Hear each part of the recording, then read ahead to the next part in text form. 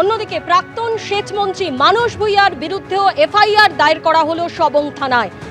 চাকরির নামে টাকা নেবার অভিযোগ এবং প্রতারণার সেই অভিযোগেই তার বিরুদ্ধে এফআইআর দায়ের করা হয়েছে সবং থানায়। প্রতারণার অভিযোগে সদ্য তৃণমূল ত্যাগীর বিরুদ্ধে এফআইআর দায়ের। 40 বছর এমএলএ, 4 বছর এমপি এবং সমাজ জীবনে আমি একজন সমাজকর্মী এবং রাজনৈতিক কর্মী। এখন পরাজিত হয়েছি। কত লোক কত কথা বলবে, কত অভিযোগ করবে, জীবনে কারো কাছ থেকে একটা সুপারি খাইনি। আজকে অভিযোগ হচ্ছে, আইনের পথে চলবে। 56 বছরের রাজনৈতিক জীবনে কেউ একটা আঙুল তুলে কথা বলতে পারেনি। বর্তমান যিনি বিধায়ক অমল পান্ডা বাবু, তিনি তো জানেন কত মানুষের পেটের ভাত জোগাড় করে দিয়েছি, কত মানুষকে সাহায্য করেছি। তিনি কি মনে করেন যে আমি কারো সঙ্গে এই ধরনের কাজ করতে পারি?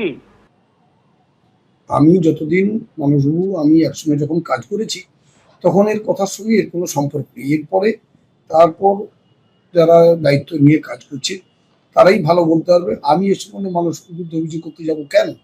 আমি এসব অভিযোগ করতে যাই না। তবে সকল লোক আমাকে চেনে এবং জানে তাদের কি হয়েছে, কে চাকরি পাচ্ছে কে না পাচ্ছে ওটা ওদের ব্যাপার। এটা সম্বন্ধে আমি জানিও না, আমি কোনো খোঁজও রাখি না। তবে কানাঘুষা এইসব কথা শুনি, আমি খুব আমল দিই না, তো আমার কিছু করার নেই। এটা কোনো কানে এসেছে? হ্যাঁ, কানে এসছে। কানে আসেনি তা না, আমি খবর পেয়েছি, শুনেছি। অন্যদিকে আপনারা জানেন যে প্রাক্তন তৃণমূল কাউন্সিলর সুশান্ত ঘোষ, যাকে পুরী থেকে আজকে গ্রেপ্তার করা হয়েছে, কলকাতা পুলিশের এসটিএফ তাকে পুরী থেকে গ্রেপ্তার করেছে। এই নিয়ে কলকাতা পুরসভার 10 জন প্রাক্তন তৃণমূল কাউন্সিলর তাদেরকে গ্রেপ্তার করা হলো। এর আগে 10ই জুন স্বপন সমাদ্দার প্রাক্তন মেয়র পরিষদ, 9ই জুন সুস্মিতা ভট্টাচার্য, 7ই জুন মোহাম্মদ জসিম উদ্দিন, 6ই জুন বাপ্পাদিত্য মণ্ডল যিনি 101 নম্বর ওয়ার্ডের প্রাক্তন তৃণমূল কাউন্সিলর, 3রা জুন বিশ্বজিৎ মণ্ডল 114 নম্বর ওয়ার্ডের প্রাক্তন তৃণমূল কাউন্সিলর, তাকে গ্রেপ্তার করা হয়। মহেশ শর্মা 42 নম্বর ওয়ার্ডের প্রাক্তন তৃণমূল কাউন্সিলর, তাকেও গ্রেপ্তার করে পুলিশ। অরিজিৎ দাস ঠাকুর 106 নম্বর ওয়ার্ডের তৃণমূল কাউন্সিলর, তিনিও গ্রেপ্তার হন। 2রা জুন 36 নম্বর ওয়ার্ডের প্রাক্তন তৃণমূল কাউন্সিলর সচিন সিংকে গ্রেপ্তার করা হয়। অন্যদিকে 23শে মে সুদীপ পল্লে 123 নম্বর ওয়ার্ডের প্রাক্তন তৃণমূল কাউন্সিলর, তাকে গ্রেপ্তার করে পুলিশ। আর আজ পুরী থেকে গ্রেপ্তার করা হলো 108 নম্বর ওয়ার্ডের প্রাক্তন তৃণমূল কাউন্সিলর সুশান্ত ঘোষকে। তার বিরুদ্ধে হুমকি, তোলাবাজি, একাধিক ধারায় মামলা রুজু করা হয়েছিল এবং এই মামলা রুজু করার পর থেকেই তার কিন্তু কোনো খোঁজ পাওয়া যাচ্ছিল না।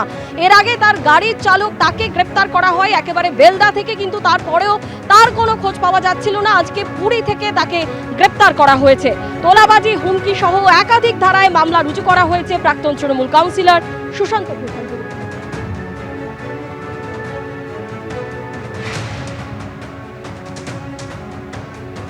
তৃণমূল কাউন্সিলর সুশান্ত ঘোষ গ্রেফতার হয়েছেন। দিদি, আপনি পুরনগর উন্নয়ন মন্ত্রী, পরপর লিস্টে আমরা দেখতে পাচ্ছি কাউন্সিলররা অ্যারেস্ট হচ্ছেন, সুশান্ত ঘোষ তিনি অ্যারেস্ট হয়েছেন। কি বলবেন, যিনি হচ্ছেন 108 নম্বর ওয়ার্ডের কাউন্সিলর?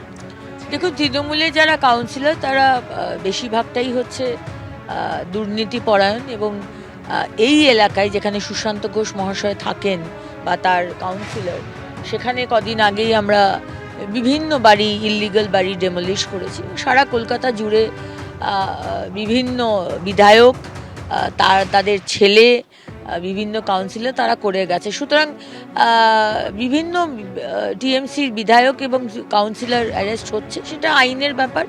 আমরা তদন্ত হোক, এবং সেখানে যদি তিনি পেপার না দেখাতে পারেন তার দুর্নীতির যে কারণে হয়েছে, তাহলে তার গ্রেপ্তার হবে, শাস্তি হবে। কোটি কোটি টাকা তুলেছেন উদয়ন গুহ, এমনই অভিযোগ কিন্তু অভিযোগকারীরা করছেন। একাধিক অভিযোগ, ভোট পরবর্তী হিংসায় উস্কানিমূলক মন্তব্য থেকে শুরু করে তোলাবাজি, কাটমানি, প্রতারণা, একাধিক অভিযোগ রয়েছে এই প্রাক্তন উত্তরবঙ্গ উন্নয়ন মন্ত্রী উদয়ন গুহর বিরুদ্ধে। আর আজকে তাকেই ফুলবাগানের বাড়ি থেকে গ্রেপ্তার করল কোচবিহার পুলিশ।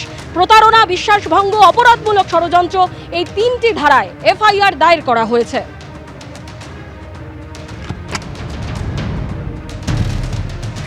যেমন গ্রেপ্তার তো অনেকেই করা উচিত ছিল ওনাকে, কারণ ওনার নামে অনেক মামলা আছে। উনি রতন ভবনের খুনে যেমন 1 নম্বর আসামি আছেন, পঞ্চ শহীদের নাম আছে ওনার। উনি বীজ কেলেঙ্কারি করেছেন, উনি আবাস যোজনায় দুর্নীতি করেছেন, উনি চাইল্ড কেয়ার নামে দুর্নীতি করেছেন, তো এরকম ভুরি ভুরি। এবং 21-এর নির্বাচনের পরে যে আমাদের এই জাতীয় মানবাধিকার কমিশন এসেছিল কুচবিহারে, ওনার নাম যে রেখেছিল নোটিস ক্রিমিনালের মধ্যে, তার মধ্যে 1 নম্বর নাম ওনার আছে তালিকার মধ্যে।